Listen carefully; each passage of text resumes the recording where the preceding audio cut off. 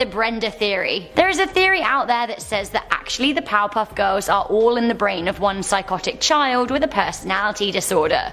Now apparently this stems from a traumatizing upbringing involving abuse and bullying. The theory says that the girls all show 3 character traits imagined by Brenda in order to help her cope. I'm reading from the fan-made Brenda theory here. Blossom represents the girl that Brenda wanted to be. Brenda wanted to be mature and level-headed, a young girl that had an ego to boot. Bubbles represents her soft and bubbly side. She also symbolizes the innocence and submissiveness that Brenda had possessed in reality. On a few rare occasions, however, a bit of Brenda's aggressive nature would be manifested in Bubbles, and as a result, Bubbles is often shown as being rather feisty in the main series. Buttercup is Brenda's aggressive side. Buttercup was created from Brenda's thoughts of retaliating against her older brother, and Buttercup ultimately represents her dissatisfaction with her life. However, despite Buttercup representing her violent side, she's still shown as having hidden depths to her character.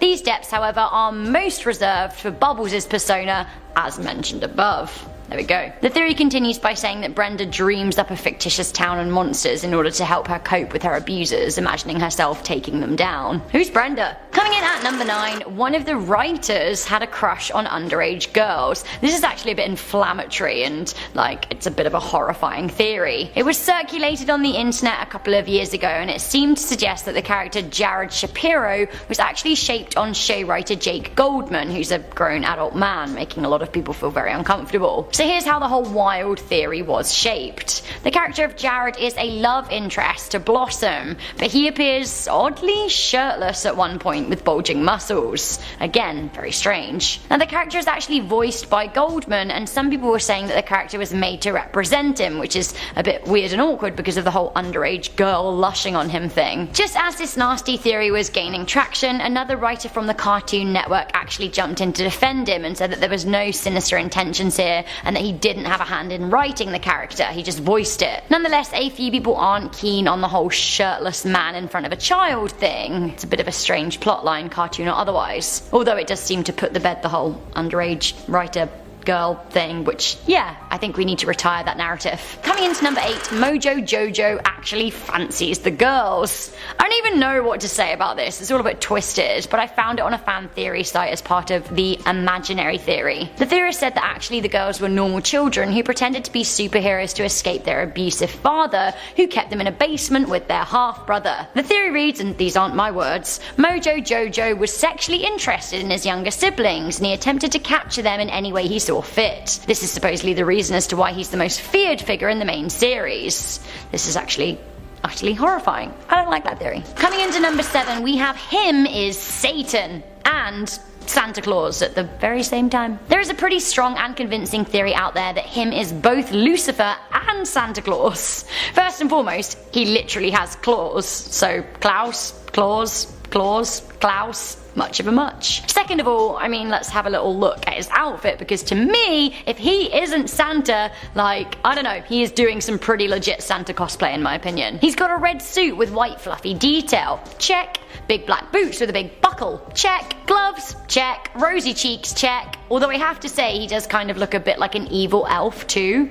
Elves make stuff, so maybe that's why he's got pincer hands. Maybe he's like an evil Santa Claus elf thing hybrid. Okay, now Satan. Well, he's red, he's evil, he's pointy, his eyes are yellow, and his feet look like cloven hooves. Hooves! Why does Santa look like him though? Why does him look like Santa though? It's baffling. Okay, so if him is Satan / Santa Claus, could this mean that Professor Utonium is God?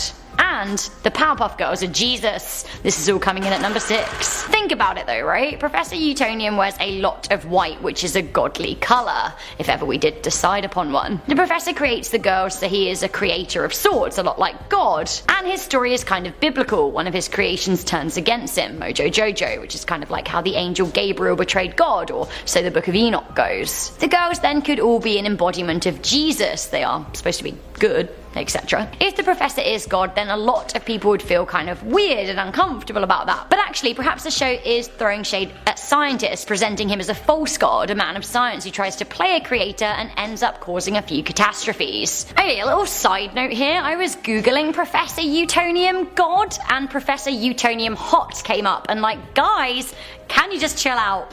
It's very thirsty villain of the show. He's a cartoon. Still coming in at number 5. Actually, I'm going with this theory up next. Instead, to me, I don't think he's God. Actually, he wanted to make the perfect little girl, which is the show. Actually, this is all coming in at number 5. Creepy. So if you think about it. Also, in the case of Mojo, he clearly is pro-animal testing. There's a whole theory out there circulating that the professor is anti-LGBTQ and that he and him are actually brothers. Now, this is circulated in a number of tweets by Juma Eid and also in a video by Wicked Binge, which has had over 100,000 views. So basically, the theory goes that some people think that the professor hated his brother because actually him wanted to be a trans female. Him is seemingly gender fluid. The theory continues by saying that the professor actually tried to poison him, giving him a potion to appear as monstrous as he thought that he appeared in real life, but instead, actually, he gave them special abilities. And it's thought that him called himself him to mock their brother, but actually enjoys living life as a woman. I don't know. I'm not saying I agree with any of this, but these are the theories. Now, the next one is kind of similar. People are convinced that as a show, Powerpuff Girls is anti-LGBTQ. This is all coming into number 4. A lot of people aren't happy with the way that him is presented as a crossdresser and sometimes has trans characteristics, but then is painted as a villain. Him is flamboyant, wears thigh-high boots, and when Buttercup dresses as him, she puts on lipstick and a feather boa. Feature a trans character, sure, but why is he portrayed as evil? Is it demonizing trans people? Adding to this strange theory, in 2016, the Powerpuff reboot had a trans horse that wanted to be a unicorn. Now, in the episode, Buttercup encounters Donnie, a talking horse who runs around with a fake horn on his head. He says, "I may not have a horn, but I do have a heart, and in that heart, I know I'm a beautiful unicorn." Touching words. He then undergoes a transmorphing potion, but ends up as a monster. Now, executive producers said that this episode was about positive identity, but many people were confused by the anti-surgery message. Coming into number 3, the Powerpuff Girls are all high. This actually doesn't seem like too much of a stretch because look, they do look super high. I mean, look at the size of their eyes. Especially look at Blossom's eyes. Like, have you ever seen higher eyes in your life? No, you haven't. The girls are addicted to candy, which could be a thinly veiled reference to actual drugs. They're also very cheery, and the world around them that they live in is absolutely nuts. Maybe it's all just one big trip. Coming into number 2, it is a prequel to 28 Days Later. What? Mojo is kinda cray, right? Why? Well, one theory says that he has rage and that the cartoon is an early prequel to the horror movie 28 Days Later. Did Professor Utonium create the strain of virus that caused uncontrollable rage like he created the girls? In the movie 28 Days Later, we see chimpanzees with the rage virus escaping. Was one of them Mojo or an ancestor of his? I guess it kind of is a bit of a wild theory, but you know, that's what we're here for. Finally, coming into number 1, we have that Powerpuff Girls is actually a horror show, and if we reclassified it as such, it would be ranked as one of the scariest shows of all time. Alright, I mean, like, really think about it. Frankenstein is a horror novel, and the girls and Mojo are pretty similar to Dr. Frankenstein's monsters, are they not? The girls themselves use their dad's technology to create the monstrous bunny, who later explodes, yes, explodes in their faces because she isn't anatomically stable. The Powerpuff Girls go well beyond one of the most iconic horror fictions of all time too. It isn't just a crack scientist bringing things to life, but, well, like we said, there are strong devil themes going on. One episode is seemingly set in hell, where him brings people back from the dead.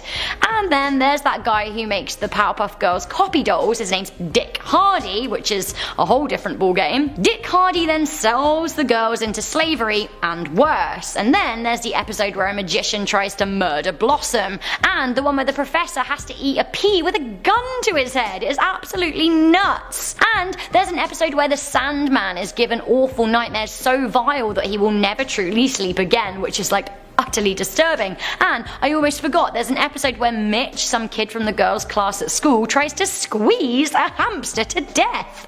I mean, honestly, after doing this video, I'm thinking, what is wrong with Powerpuff Girls? It is harrowing. So guys, that was the top 10 scary Powerpuff Girls theories. What did you think to this list? Shall we do more cartoon theories? Are we ruining your childhood? Let me know your thoughts in the comments section down below, and don't forget to let me know what Powerpuff Girl character